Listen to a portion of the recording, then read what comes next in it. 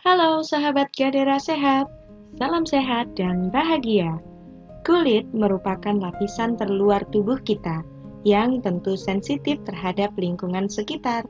Nah, mari bersama kita mempelajari tentang sistem integumen kita atau sistem kulit tubuh kita. Integumen adalah lapisan luar sebuah organisme atau organ, misalnya kulit biji, cangkang, atau kulit buah.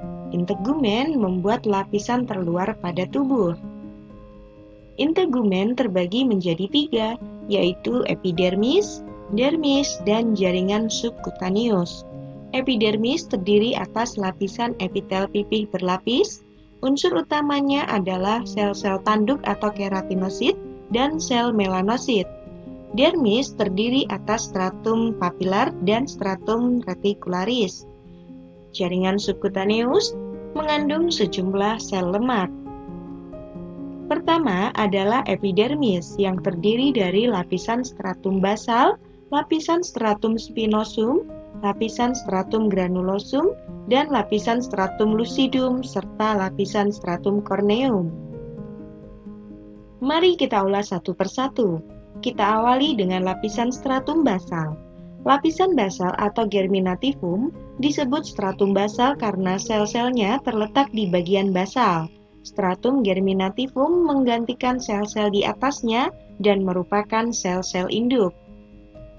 Yang kedua adalah lapisan stratum spinosum. Lapisan ini merupakan lapisan yang paling tebal dan dapat mencapai 0,2 mm, terdiri dari 5-8 lapisan. Ketiga adalah lapisan stratum granulosum. Stratum ini terdiri dari sel-sel pipih seperti kumparan. Sel-sel tersebut hanya terdapat 2-3 lapis yang sejajar dengan permukaan kulit. Yang keempat adalah lapisan stratum lucidum. Langsung di bawah lapisan corneum terdapat sel-sel gepeng tanpa inti dengan protoplasma. Kelima adalah lapisan stratum corneum. Stratum corneum memiliki sel yang sudah mati, tidak mempunyai inti sel, dan mengandung zat kertain. Lapisan integumen kedua yaitu dermis. Dermis adalah lapisan di bawah epidermis. Pada dermis terdiri dari 2 lapisan. Lapisan atas pars papillaris, lapisan bawah adalah pars reticularis. Kedua lapisan tersebut terdiri dari serabut kolagen, serabut elastis, dan serabut reticularis. Stratum papillaris merupakan bagian atas dermis, mengandung papilla dermis, terdapat pembuluh darah kapiler dan korpus Meissner, terdapat fibroblast, sel emas, makrofag, dan leukosit yang keluar dari pembuluh. Lapisan kedua pada dermis adalah stratum reticularis, merupakan bagian bawah dermis, mengandung folikel rambut, kelenjar sebasea atau lemak, mengandung kelenjar keringat, dan korpus Pacini. Selanjutnya adalah jaringan subkutan, lapisan terbawah sistem integumen. Fungsi utama yaitu menyimpan lemak, memiliki jaringan ikat yang mengikat deris ke otot dan tulang.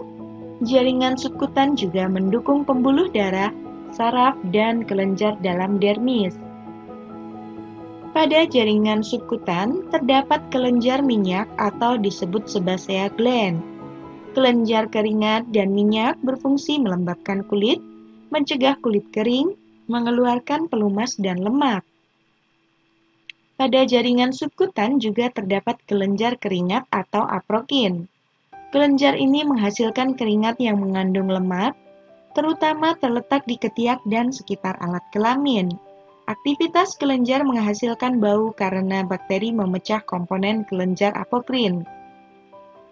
Pada jaringan subkutan juga terdapat kelenjar keringat atau ekrin. Kelenjar ini tersebar di seluruh permukaan tubuh, lebih banyak di telapak tangan, kaki, dan wajah. Merupakan air yang bercampur garam dan berfungsi sebagai pengatur tubuh. Selanjutnya kita membahas tentang fungsi kulit. Pertama adalah fungsi sekresi, yaitu menjaga bagian dalam tubuh dari gangguan fisik dan kimiawi, misalnya sengatan UV, kuman, bakteri, lisol, karbol, infeksi, dan lain-lain. Karena bantalan lemak tebal, tebal lapisan kulit, dan serabut jaringan. Fungsi kulit yang kedua adalah fungsi absorpsi. Kulit sehat tidak mudah menyerap air. Kulit sehat tidak mudah menyerap larutan dan benda padat. Permeabilitas kulit terhadap O2, CO2, dan uap air. Kulit mengambil bagian pada fungsi respirasi. Fungsi kulit yang ketiga adalah fungsi sekresi. Fungsi kulit yang ketiga adalah fungsi ekskresi. Kelenjar kulit berfungsi mengeluarkan zat tidak berguna atau sisa metabolisme, misalnya NaCl, urea, asam urat, dan amonia. Fungsi kulit yang keempat adalah fungsi persepsi. Kulit memiliki respon terhadap panas, respon dingin, dan respon tekanan.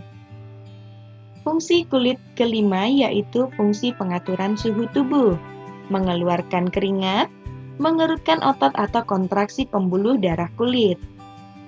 Fungsi pembentukan pigmen merupakan fungsi kulit yang keenam. Sel pembentukan pigmen terletak di lapisan basal, jumlah melanosit menentukan warna kulit tidak sepenuhnya karena pigmen kulit, namun juga tebal tipisnya kulit, reduksi Hb, dan karoten. Fungsi keratinisasi adalah fungsi kulit ketujuh. Proses berlangsung 14-21 hari sebagai perlindungan terhadap infeksi. Fungsi kulit ke-8 adalah fungsi pembentukan vitamin D. Tubuh terkena sinar matahari langsung dan tubuh memproduksi vitamin D dengan membakar kolesterol di sel kulit. Demikian pembahasan tentang sistem integumen. Thank you. Have a great day ahead.